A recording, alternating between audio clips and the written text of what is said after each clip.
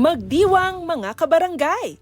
Mukhang walang hangover ang Barangay Ginebra Gin Kings matapos pasukuin ang San Miguel Beermen 93-81 sa PBA Season 49 Commissioner's Cup linggo ng gabi, January 5. Bumida si Troy Rosario sa panalo matapos pumukol ng 22 points at magtala ng 10 rebounds at 1 block. Aniya, sinubukan lamang niya maging agresibo dahil yun ang bilin ni Coach Tim Cone bago ang laro. Pero syempre, humble lang si Troy.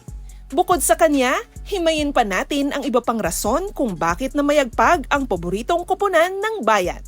Una, depensa. Yan ang binigyang diin ni Cone habang naghahanda ang Gin Kings sa kanilang laban kontra Beermen na pinamumunuan ni 8-time Most Valuable Player Junmar Fajardo. Sa katunayan, nagmukhang mortal si Abay kontra Ginebra matapos lamang gumawa ng 3 points sa halftime. 1-for-3 shooting lang si The Kraken sa unang 2 quarters kung saan naglaro siya ng higit 18 minuto. Hirap nang bumangon ang San Miguel matapos ang 31-15 second quarter na ibinato ng Gin Kings.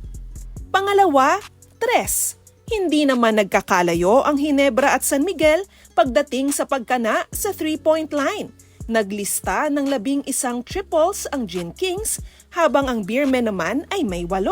Kaya lang 5 dyan ang pinakawalan ng Ginebra sa 4th quarter, lahat pa pamatay sunog.